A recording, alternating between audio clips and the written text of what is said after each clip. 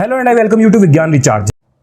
सो class 11th की maths में आज हम शुरू करने जा रहे हैं यूनिट नंबर 1 जो कि है क्या, सेट्स।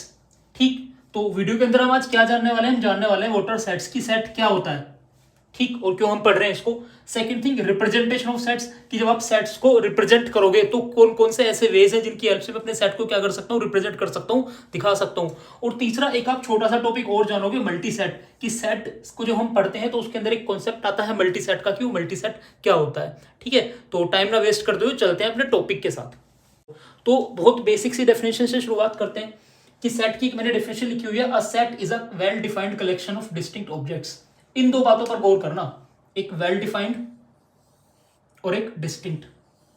कि सेट क्या है, सेट उन ऑब्जेक्ट्स का कलेक्शन है जो कि वेल डिफाइंड है, मतलब जिनको आप अच्छी तरीके से डिफाइन कर सको। ऐसा नहीं है कि आप कुछ भी कलेक्ट करके दे रहे हो लेकिन आप बता नहीं पा रहे हो कि वो है क्या, फिर वो कलेक्शन वेल डिफाइंड नहीं है। सेकेंड थिंग, डिस्टिंक्ट होना चाहिए। कैसा होना चाहिए, डिस्टिंक्ट, यानी कि उस कलेक्शन के अंदर जो भी ऑब्जेक्ट्स हैं, उस कलेक्शन के अंदर जो भी ऑब्जेक्ट्स हैं वो सारे के सारे आपके डिस्टिंक्ट होने की, अलग अलग हो, रिपीटिशन ना हो। ये होता है मेरा सेट। ठीक, अ set is a collection of well defined and distinct objects.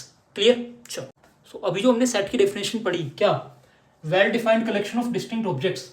अब उसको ध्यान में रखते हुए मैंने कुछ यहाँ पर एग्जांपल्स लिखे हैं, कुछ कलेक्शंस लिखे हैं। अब हमें पहचानना है, ठीक, कि वो सेट है कि नहीं है। अब अच्छे से आपको क्लियर हो जाएगा कि जो कलेक्शन हम उठाने वाले हैं वो हमारा सेट बनेगा कि नहीं बनेगा। देखो, सबसे पहले लिखा collection of students in your school. बेटा, आपके स्कूल के जो भी बच्चे हैं उनको अगर मैं इकट्ठा कर लूँ एक साथ, एक कलेक्शन बना लूँ, और मैं किससे पूछता हूँ कि बताओ किस स्कूल के बच्चे हैं ये, ठीक है, उनको ड्रेस में प्रॉपर खड़ा किया है, तो हर कोई आपके स्कूल का नाम लेगा, मतलब वेल डिफाइंड है। साथ में डिस्टिंक्ट भी, हर एक बच्चा एक दूसरे से क्या है, डिस्टिंक्ट है, अलग अलग है। तो इसका मतलब आप कह सकते हो कि आपके स्कूल के जो बच्चों का कलेक्शन है वो क्या होगा, एक सेट होगा। बिल्कुल, तो मैं इस पर टिक लगा दे रहा हूँ, yes it is a set. आपके स्कूल के बच्चे हों, ठीक है, या फिर आपके क्लास के बच्चों का कलेक्शन भी हो सकता है, वो भी सेट होगा। Next, collection of cars in India, कि इंडिया के अंदर जितने भी कार्स हैं उनका कलेक्शन, क्या वो सेट होगा? बिल्कुल होगा। ठीक है, अगर मैं किससे बोलूँ कि इंडिया के अंदर जितने भी कार्स हैं उनका सबका कलेक्शन करो, तो सबका कलेक्शन ईजिली हो सकता है, क्योंकि सारी की सारी कार्स क्या होती हैं, रजिस्टर्ड होती हैं, और सबको हम ईजिली क्या कर सकते हैं, डिफ्रेंशिएट कर सकते हैं। तो ये क्या होगा, हमारा बिल्कुल सेट बनने वाला है। बट यहीं पर मैंने लिखा collection of favourite bikes. Collection of favourite bikes, क्या ये वेल डिफाइंड है? बिल्कुल नहीं है। वेल डिफाइंड कैसे हो जाएगा? अब यहाँ पर फेवरेटिज्म की बात आ गई। किसकी बात आ गई? फेवरेटिज्म की। अगर सिर्फ बाइक्स का कलेक्शन होता तो आप बोल सकते थे कि सेट है, बट यहाँ पर फेवरेट बाइक्स का है। अब हमें क्या पता कि किसको कौन सी बाइक पसंद है। आप अगर 3 लोगों से पूछोगे कि अपनी अपनी फेवरेट बाइक बताओ, तो तीनों आपको अलग अलग आंसर देंगे, चांसेस हैं। तो इसका मतलब फेवरेटिज्म को जज करने का कोई फिक्स क्राइटेरिया नहीं है। ठीक, तो favourite, most talented, most beautiful, ये सारी सारी चीजें जो है वो वेल डिफाइंड नहीं है, क्योंकि उनको जज करने के लिए कोई एक पर्टिकुलर फिक्स क्राइटेरिया नहीं है। सबके व्यूज अपने अलग अलग होते हैं, तो इसलिए ये कलेक्शन तो हो सकता है, ठीक है, क्या हो सकता है, कलेक्शन तो हो सकता है, लेकिन वेल डिफाइंड नहीं है सबके लिए। वेल डिफाइंड का मतलब कि सबके लिए डेफिनेशन फिक्स रहे, एक ही रहे। तो इसका मतलब कलेक्शन ऑफ फेवरेट बाइक्स मेरा सेट नहीं बन पाएगा। वैसे ही कलेक्शन ऑफ ब्यूटीफुल एक्ट्रेसेस, हमें क्या पता, किसी को आलिया भट्ट पसंद है, किसी को प्रियंका चोपड़ा पसंद है, हमें क्या पता। कोई जज थोड़ी ना कर रहा है कि ब्यूटीफुलनेस कैसे जज करोगे आप, नहीं पता यार। तो इसका मतलब ये भी आपका सेट नहीं बन पाएगा। Collection of stars in the sky, बहुत सारे लोगों को मैं इकट्ठा करूं, बोलूं आसमान में देखो क्या है, रात के टाइम बोलेगी तारे नजर आ रहे हैं, स्टार्स नजर आ रहे हैं, तो इसका मतलब सबके लिए डेफिनेशन एक हुई ना। हाँ, ये बात अलग है कि अनकाउंटेड स्टार्स होते हैं, आप काउंट नहीं कर पाओगे, उससे मतलब नहीं है, कलेक्शन तो है ना, ठीक है, और साथ में क्या है, वेल डिफाइंड है, तो इसका मतलब ये क्या हो जाएगा, आपका सेट हो जाएगा। Collection of all natural numbers, सारे नेचुरल नंबर्स का कलेक्शन, तो यहां पर भी आप मुझे काउंटर कर सकते हो कि नेचुरल नंबर्स तो इनफाइनाइट होते हैं। हाँ, तो मैंने कब कहा इनफाइनाइट नहीं होते हैं? बिल्कुल होते हैं, 1 2 3 अप टू सोन, कभी खत्म नहीं होगा। लेकिन ये कलेक्शन आपका वेल डिफाइंड है, सब नेचुरल नंबर्स ही बताएंगे इनको, और साथ में हर एक नंबर एक दूसरे से डिस्टिंक्ट भी है, तो इसका मतलब ये भी क्या होगा, सेट होगा। तो उम्मीद करता हूं कि कुछ ये एग्जांपल्स को देखते हुए अब आपकी अंडरस्टैंडिंग थोड़ी सी इंप्रूव हो गई होगी सेट को लेकर, कि एक्चुअल में सेट किस तरह का कलेक्शन है। क्लियर। अब जानते हैं अपने सेट्स को रिप्रेजेंट करने का तरीका, कि अपने सेट्स को हम किस किस तरीके से रिप्रेजेंट कर सकते हैं, किस किस तरीके से लिख सकते हैं। अच्छा, उससे पहले मैंने यहाँ पर कुछ लिखा हुआ है, एक note, always name a set with any capital alphabet. Representation की बात नहीं कर रहा, मैं नेमिंग की कर रहा हूँ। अगर आपको किसी सेट को कोई नेमिंग करनी हो, मतलब उसको डिनोट करना हो, तो हमेशा कोई एक कैपिटल अल्फाबेट यूज करोगे। ठीक, कोई भी कैपिटल अल्फाबेट, ABCPQRSTUV कुछ भी। ठीक, अब मुझे क्या करना है, कोई एक सेट लेना है और उस सेट को मैं तीनों मेथड्स में आपको लिख के दिखाऊंगा कि कौन कौन से वो 3 मेथड्स हैं जिनकी हेल्प से अपने सेट को क्या करते हैं, रिप्रेजेंट करते हैं। तो उसके लिए एक छोटा सा एक एग्जांपल लेते हैं। मैं एक सेट लेने वाला हूं, set of natural numbers from 1 to 8। ठीक, एक मुझे कलेक्शन लेना है किसका, नेचुरल नंबर्स का, कहां से कहां तक, 1 से लेके 8 तक। अब उसको मुझे रिप्रेजेंट करना है इन तीनों वेज में। सबसे पहला जो मेथड है आपका वो है डिस्क्रिप्टिव मेथड। क्या करना होगा, पहले नेमिंग करनी होगी, और मैंने कहा कि नेमिंग करने के लिए आप कोई भी कैपिटल अल्फाबेट यूज कर सकते हो, तो मैंने वो कैपिटल अल्फाबेट P यूज कर लिया। फिर क्या करोगे आप, कर्ली ब्रेसेस लगाओगे। क्या लगाओगे, curly braces, brackets, open bracket लगाया मैंने। आपको डिस्क्रिप्टिव मेथड में कुछ नहीं करना, सिर्फ उसको डिस्क्राइब करना है अपने सेंटेंस में, अपनी लैंग्वेज में, जैसे आप इंग्लिश में बात करते हो बिल्कुल वैसे ही।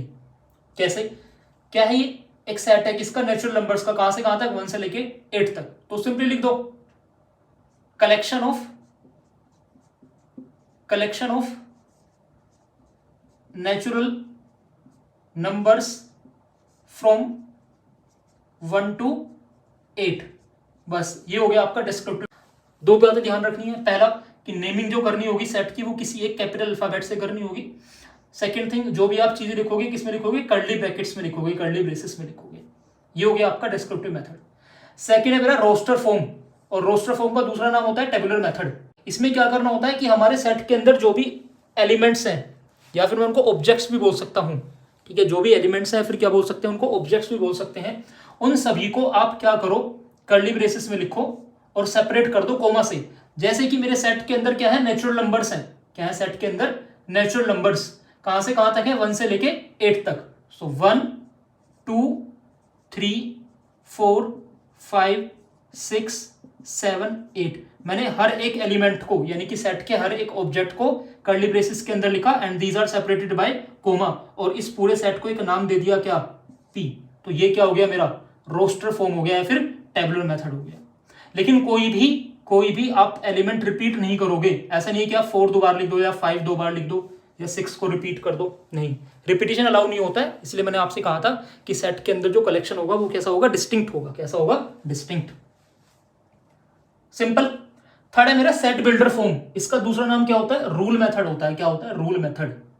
इसमें क्या करोगे आप, अगेन मैंने क्या किया, सेट को नाम दिया P, कर्ली ब्रेसेस लगाया, जो भी मेरे सारे एलिमेंट्स हैं उन सभी को आप एक नाम दे दो, सारे एलिमेंट्स को एक नाम दे दो। मैंने इनको नाम दे दिया X, फिर कोलोन, सच दैट, अब आपको क्या करना है, इस X की प्रॉपर्टी डिस्क्राइब करनी है, और वो प्रॉपर्टी सबके लिए क्या हो, एप्लीकेबल हो।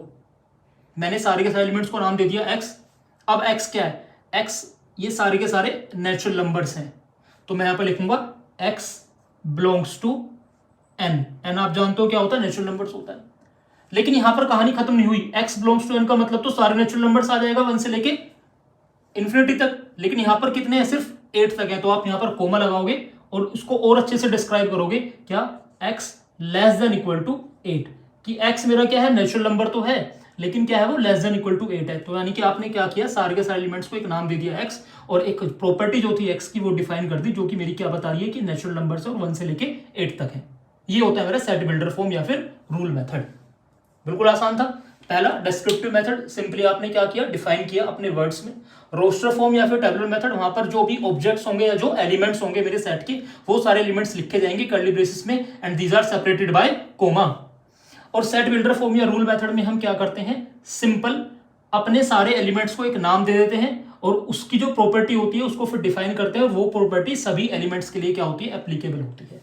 क्लियर है। तो ये 3 मेथड्स है मेरे सेट को रिप्रेजेंट करने के। एक छोटा सा कॉन्सेप्ट है belongs to and not belongs to का। सिंपल सा साइन है। बिलोंग्स टू का साइन हम ऐसे बनाते हैं, जस्ट लाइक ई, और नॉट बिलोंग्स टू का साइन हम ऐसे बना के इसको कट लगा देते हैं। कि कहाँ का यूज करेंगे, कैसे, ये हम ये पता लगाने के लिए यूज करते हैं कि हमारा कोई पर्टिकुलर एलिमेंट या ऑब्जेक्ट किसी एक सेट से बिलोंग कर रहा है कि नहीं कर रहा है, मतलब उस सेट के अंदर प्रेजेंट है या नहीं है। जैसे कि मैंने एक एग्जांपल लिया, collection of vowels in English alphabet.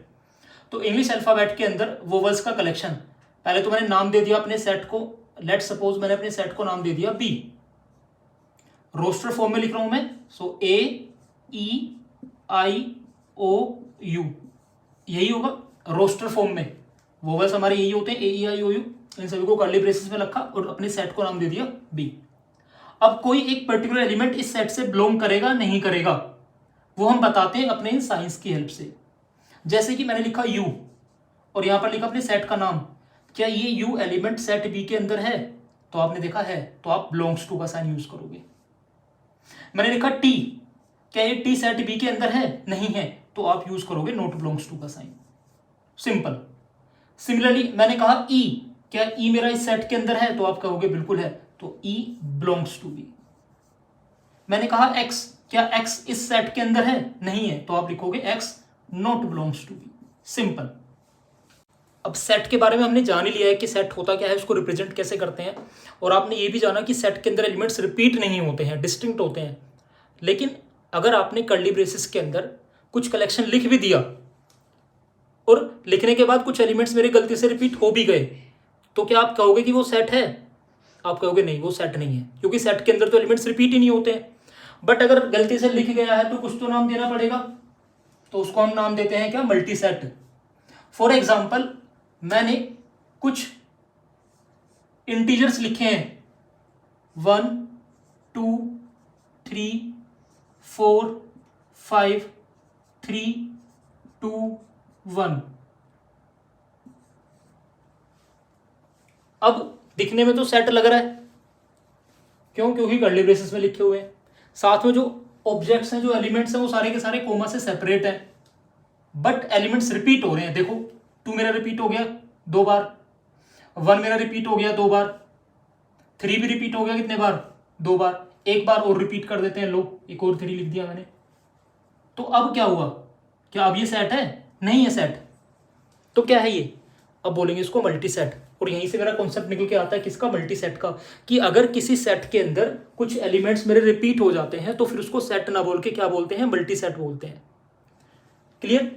NCERT में नॉर्मली आपको ये वर्ड देखने को नहीं मिलेगा मल्टी सेट, बट आप याद रखना कि मल्टी सेट होता क्या है। अच्छा, यहां से एक नया टर्म और इंट्रोड्यूस होता है, क्या? मल्टीप्लिसिटी। अब मल्टीप्लिसिटी किसकी होती है? जो एलिमेंट रिपीट हो रखा होता है। जैसे कि 2 मेरा रिपीट हो रहा है कितनी बार? 2 बार। तो अगर मैं आपसे बोलूं कि 2 की मल्टीप्लिसिटी कितनी है, तो आप कहोगे 2। वैसे अगर मैं आपसे कहूं कि 1 की मल्टीप्लिसिटी कितनी है, तो आप कहोगे कितनी? 2, क्योंकि 1 भी 2 बार आ रहा है। या मैंने कहा कि 3 की मल्टीप्लिसिटी कितनी है, तो आप कहोगे 3, क्योंकि 3 कितने बार आ रहा है? 3 टाइम्स आ रहा है। क्लियर? तो अब आपसे कोई पूछेगा कि मल्टी सेट क्या होता है, तो आप इजिली बता पाओगे। चलो, तो आज की क्लास को यहीं पर एंड करते हैं, और अपनी नेक्स्ट क्लास का जो टारगेट रखेंगे वो रखेंगे टाइप्स ऑफ सेट्स। क्या रखेंगे? टाइप्स ऑफ सेट्स, कि सेट हमारे कितने प्रकार के होते हैं, ये हम जानेंगे अपनी नेक्स्ट क्लास के अंदर। चलो, गुड बाय, टेक केयर।